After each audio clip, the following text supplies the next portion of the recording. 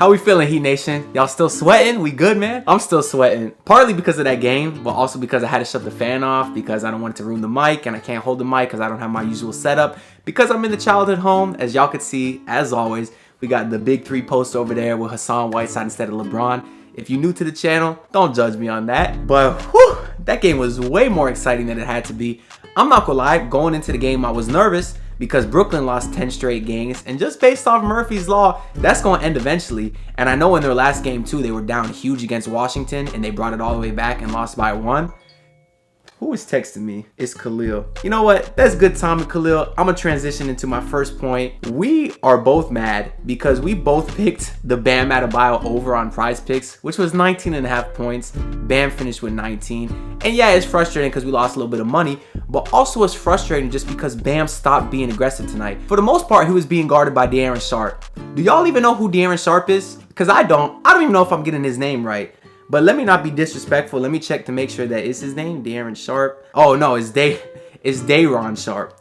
I'm sorry, Day'Ron. He was being guarded by Day'Ron Sharp. There's no reason that Bam can't absolutely kill him, especially since I'm sure y'all saw how he was guarding Bam. He was literally in the key inside the paint while Bam was at the free throw line, giving him quite literally 18 to 20 feet of space. And only one time did Bam take advantage of that. He took one dribble inside the free throw line, took a wide open free throw, beautiful nothing but net. And it is frustrating, especially since we've seen him be so aggressive over the last few games. Yeah, Bam had 12 shot attempts tonight, 8 for 12. When you're 8 for 12, there's no reason you can't shoot more, and it's just frustrating to see Bam continually be inconsistent with his aggressiveness. And I honestly believe this, I'm sure y'all do too, Bam's aggressiveness is what could take us to another level. If his offensive game is there, it just puts us in a whole nother tier that can't even reach us because he is such a mismatched nightmare for 99% of the league. Ooh, it's hot in here. I don't want to get on Bam too much because like I said, he was really aggressive the last couple weeks. Today, he kind of wasn't. So it's frustrating because of the inconsistency.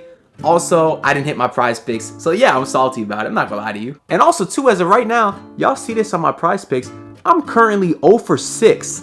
Y'all know how hard it is to go 0 for 6? Like that's almost as impressive as going 6 for 6. Except I don't get any money for going over 6, so that kind of sucks. But it's still all good for the Heat because plenty of other guys played well. Nice to see Tyler Hero come back. He had 15 points. He shot really well. Duncan shot really well. He was 5 of 8 from 3. We got a little mini Struz Daddy alert. He was 3 of 7 from 3. Not enough for me to do the whole editing, so I'm sorry to disappoint y'all. I know it's been a while. I know my boy Karate Lifer on Twitter was calling for it.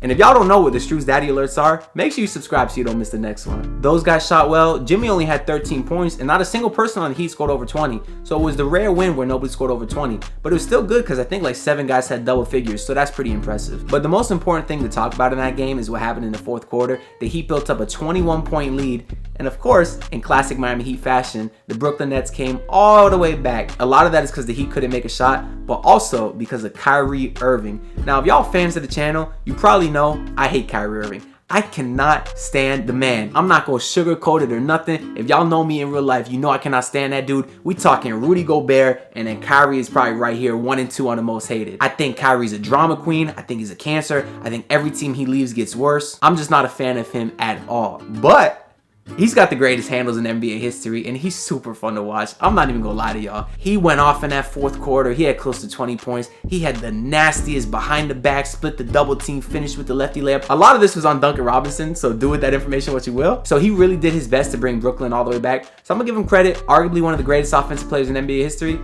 I just don't rock with you, Kyrie. One thing I did love about that fourth quarter is they finished the game with the all-defensive lineup. That's Gabe Vincent, Kyle Lowry, Jimmy Butler, PJ Tucker, Bam Adebayo. I loved that so much. Even though Tyler was playing well, you really can't beat that whole defensive lineup, especially since all those guys could score as well. And when Vic is healthy, probably right after the All-Star break, so a couple more weeks, I'm pretty sure he's going to be in the closing lineup over Gabe Vincent, and that lineup is just going to be so godly. Nobody's going to score on that, bro. It's going to be so much fun to watch, and I think they're going to win a lot of close games because of that. That's if Jimmy Butler stops being stupid late in games. Today, I was so happy. He had a big bucket towards the end of the game, and he drove in the paint, finished with a layup. It was beautiful because I thought he was about to take a sidestep three-pointer like he was Kyrie Irving or something, and I'm so happy he didn't.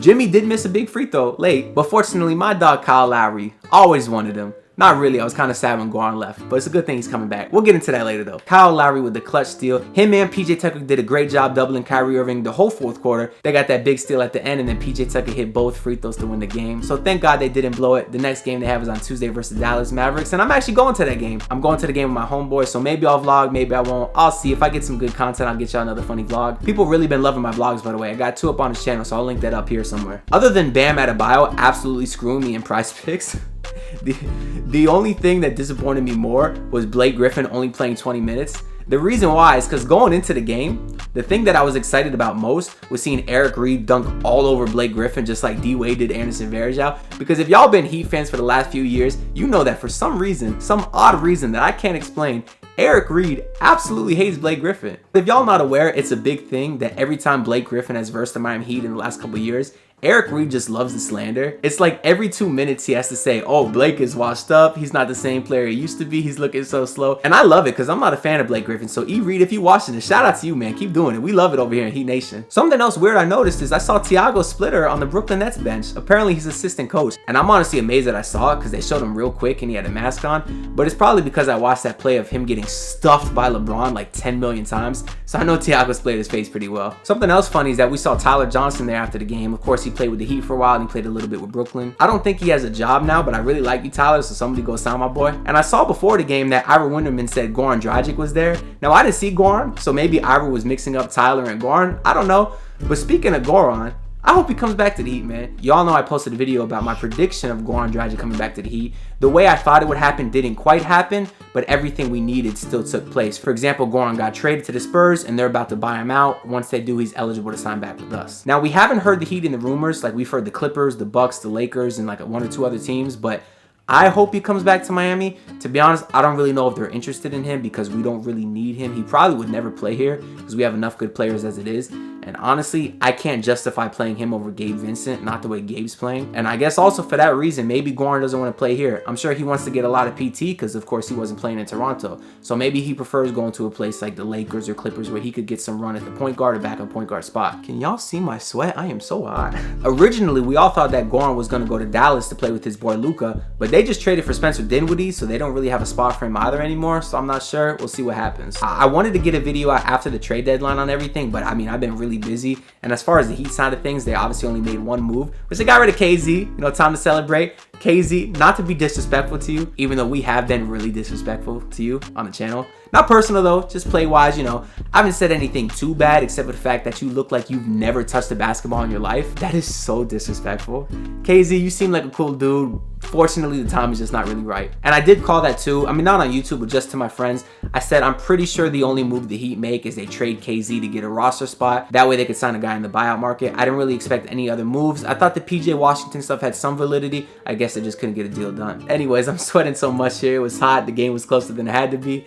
Y'all know the drill. If you like the video, go ahead and hit like. If you dislike the video, comment below telling me I suck. Tell me you think I hate. Let me know it all. The more hate comments I get, the sooner I can make another reacting to hate comments video. If y'all didn't see my previous one, you know, check it out. People think it's really funny. Also, subscribe to the channel if you want. It helps me out a lot. I promise y'all, I usually have a better setup. I usually got all my stuff in the background, but I'll be here for the next week, so the next few videos will be in this room. I'm back in the hometown because my boy Jetty's getting married on Saturday. Jetty, shout out to you, man. Other than that, I'll probably see y'all after the Tuesday game with a vlog or something else, but who knows? Because y'all may never see me again. Y'all won't find out next video or not. I'll see y'all later. Bye. I need bigger state, 80s lamb. ISO tank with the pain again. I escape from these famous lands when it's too much in the real dungeon.